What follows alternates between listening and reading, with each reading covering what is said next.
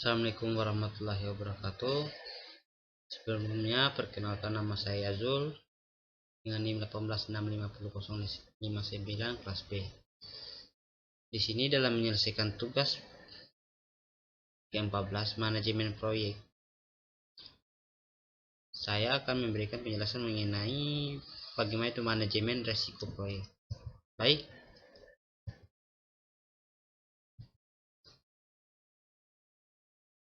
langsung saja pada problem. Problem secara waktu timbul dari aktivitas yang dilakukan pada masa lalu, sehingga saat ini sudah terjadi banyak menjadi diketahui dampak. Sebagai contoh, mati di Jakarta merupakan gambar dari masalah. Resiko merupakan kejadian yang belum terjadi, baru merupakan perkiraan yang akan terjadi pada saat nantinya. Apakah benar-benar terjadi atau tidak tergantung dari penanganan dan tindakan yang akan dilakukan. Ada 3 komponen yang berkaitan dengan resiko, yaitu efek, ketidakpastian, dan sasaran. Yang manajemen resiko proyek mengidentifikasikan, menganalisis, dan merespon terhadap resiko yang ada dan selama proyek agar tujuannya proyek tercapai. Manajemen resiko meliputi 2, yaitu pengendali resiko. Pengendali resiko ada beberapa bagian, yaitu risk avoidance, acceleration, loss aversion, dan loss reduction, dan non-issues dan transfer. Pendataan risiko yaitu risk retention dan risk training. Dalam pengelolaan perusahaan secara umum, fungsi penerapan manajemen risiko pada tingkat perusahaan adalah: 1. Memperkuat strategi mencapai strategi perusahaan. 2. Kemudahan dalam mengambil keputusan. 3. Meningkatkan produktivitas dan perusahaan. Proses manajemen risiko proyek.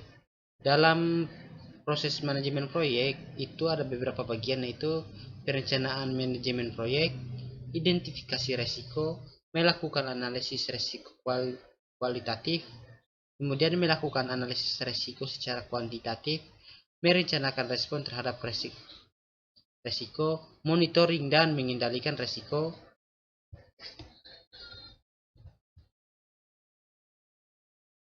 Risiko negatif dan risiko positif. Risiko negatif melibatkan pemahaman terhadap potensi masalah yang mungkin terjadi dalam proyek dan bagaimana risiko tersebut dapat menghambat proyek. Risiko positif adalah risiko yang dihasilkan oleh sesuatu yang baik, kadang disebut peluang dan kesempatan.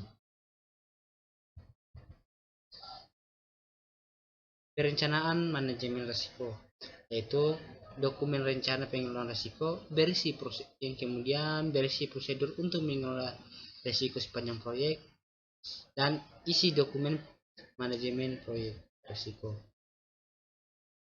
Rencana kontingensi adalah aksi yang dilakukan oleh tim proyek apabila sebuah risiko benar-benar terjadi. Flashback plans, rencana yang dikembangkan untuk risiko terdampak yang sangat tinggi dan keberhasilan proyek.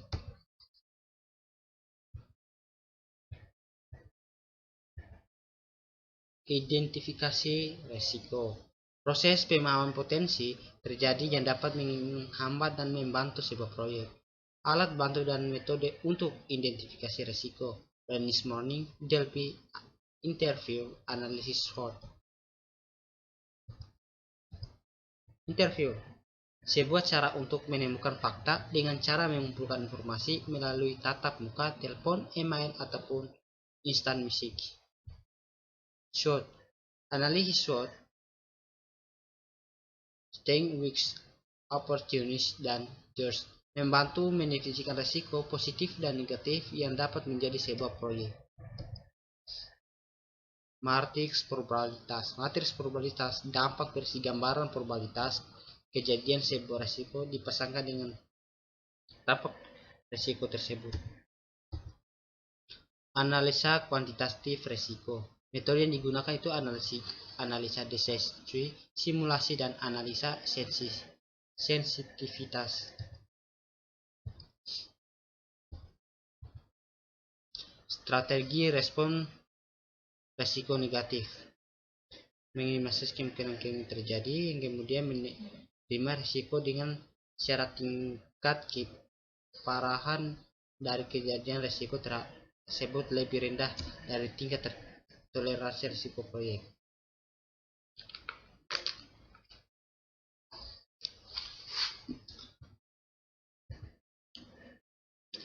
Strategi respon terhadap risiko positif.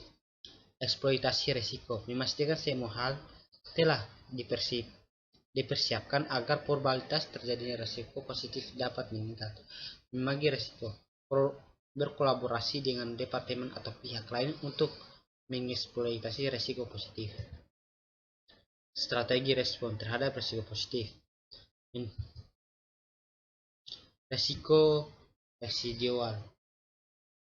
Risiko yang terjadi setelah memperhitungkan kontrol yang sudah dijalankan dalam penggunaan dampak dan risiko utama. Risiko kejadian perampokan aset barang dalam risiko ini masih terjadi dengan tingkat yang lebih kecil walaupun sudah dipasang alarm CCTV dalam gedung tersebut.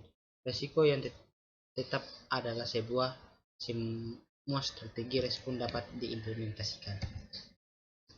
Ya, mungkin itu saja yang dapat saya paparkan dari materi ke-14 ini, manajemen risiko proyek. Kurang lebih mohon dimaafkan. Saya akhiri dengan ucapan wabillahi taufiq walhidayah. Wassalamualaikum warahmatullahi wabarakatuh.